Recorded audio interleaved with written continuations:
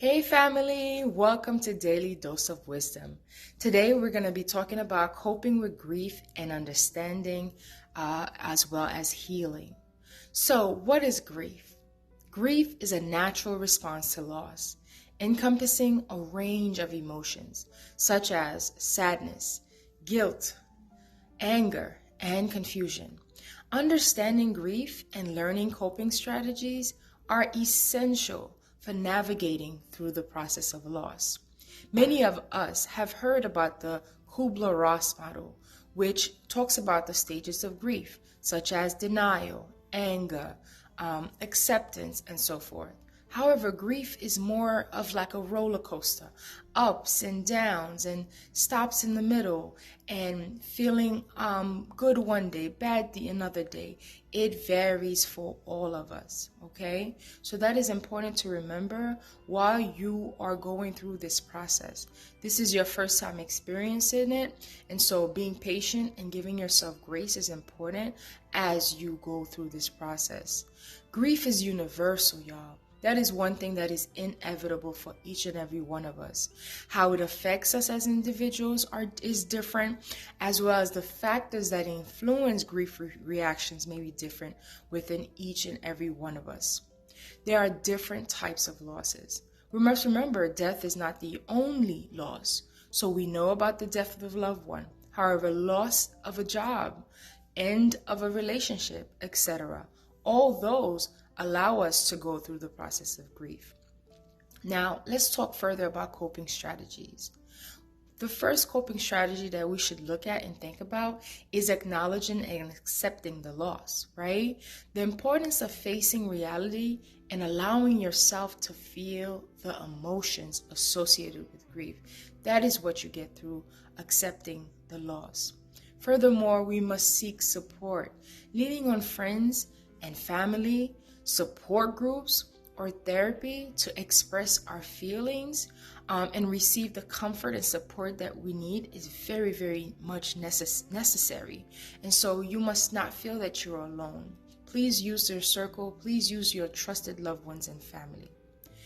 Prioritizing self-care, right? This is physical and emotional well-being, making sure you're well, right? And so practicing activities such as exercise, healthy eating, relaxation techniques such as breathing techniques, and engaging in hobbies are all important as you're going through the process of grief. Creating rituals. This is where you establish meaningful rituals to honor the memory of a loved one or the significance of the loss. Right? This may vary for you. It may be something you do routinely or something you do once, one time. Setting realistic expectation.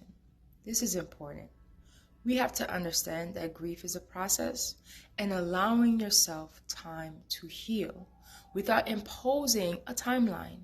Again, we process and go through grief differently, each and every one of us. For some of us, it might take a year, 2 years, 3 years, 4 years for certain symptoms to alleviate. So please give yourself grace and be patient with yourself. Furthermore, we must delve into healthy expressions of grief. For verbal expression, this might look like you're talking about your feelings with trusted individuals or seeking professional counseling. Another way you can express yourself is through creative outlets. This may look like you journaling, doing art therapy, listening to music, or other forms of expression such as prayer, so that you can channel these emotions constructively. Furthermore, doing a physical release. This is where you're engaging in physical activities like sports, working out, or yoga to release tension and stress. Another way is by memorializing. This is where you're commemorating the loss through creating rituals, dedicating space, or participating in charitable activities or events in honor of your loss or the deceased. This may look different for everyone as there are various cultures throughout the world. It is important also to understand that over time we will have triggers. Sometimes triggers may never go away. However, being able to deal with those challenges and understanding and identifying them, as well as managing them, is very important. Because at times it may be a situation, a place, or an object that evokes intense emotions within us related to the loss. And so understanding that, giving yourself time and space to process it is important. It's also important to handle social expectations. This is where you're navigating through societal pressures. Why? Because life goes on. And you're forced at times to move on, to get over it. And so it's important to set boundaries for yourself as well as those around you. Recognizing complications.